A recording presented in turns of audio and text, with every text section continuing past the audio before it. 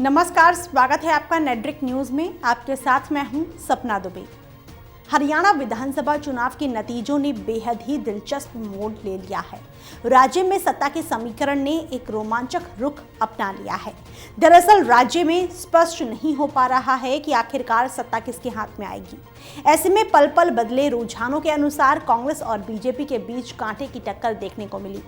ऐसे में हरियाणा की राजनीति को पलटने का दम फिलहाल कोई पार्टी रखती है तो वो है 11 महीने पुरानी पार्टी जननायक जनता पार्टी। इस बार हरियाणा में सत्ता परिवर्तन करने का बड़ा मौका जेजेपी के मुखिया दुष्यंत चौटाला के हाथों में है। हरियाणा के 31 साल के इस युवा नेता के पास हरियाणा की सत्ता में बड़ा फेरबदल करने का अवसर है, जिससे राज्य की राजनीति पूरी तरह से उथल पुथल मच सकती है। आगे और जानकारी दें उससे पहले आप चैनल को सब्सक्राइब जरूर कर लें, साथ ही बेल आइकन को जरूर दबाएं जिससे हर अपडेट आप तक पहुंच पाए।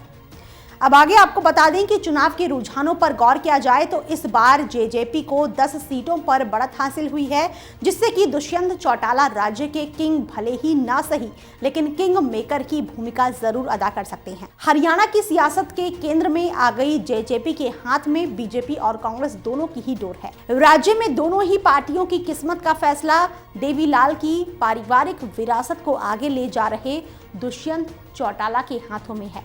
ऐसे में ये कहना बिल्कुल भी गलत नहीं होगा कि चाबी के चुनाव चिन्ह वाली जेजेपी के पास ही इस बार सत्ता की चाबी है। हरियाणा के दिग्गज सियासी परिवार के वारिस दुष्यंत की पार्टी को विरोधियों ने हल्के में ले लिया था, लेकिन महज कुछ महीनों पहले बनी इस पार्टी ने दिखा दिया कि दुष्यंत देवीलाल की विरासत को संभालने के साथ साथ आज भी सत्ता परिवर्तन करने का अकेले ही दम रखते हैं। राज्य में हुए विधानसभा चुनावों में वोटों का गणित इतना रोमांचक हो जाएगा, इसकी कल्पना को शायद किसी ने भी नहीं की थी। चुनाव के नतीजों के रुझान इतने रोमांचक रहे हैं कि बीजेपी और कांग्रेस कभी 35-35 सीटों पर तो कभी 41-31 पर खड़ी हुई नजर आई, लेकिन अब क्योंकि दुष्यंत चौटाला राज्य में डिसाइडर की भूमिका में नजर आएंगे, ऐसे में कांग्रेस और बीजेपी दोनों ही पार्टियों ने जेजेपी को अपने साथ लाने के फॉर्मूले पर काम करना शुरू कर दिया है। खबरों की माने तो कांग्रेस ने जेजेपी को मुख्यमंत्री पद का प्रस्ताव भी पेश कर दिया है, लेकिन जेजेपी के अध्यक्ष दुष्यंत चौटाला ने इस बात से साफ इनकार कर दिया है। उन्होंने साफ कर दिया है कि मेरी अब तक किसी से भी इस बारे में बात नहीं हुई है।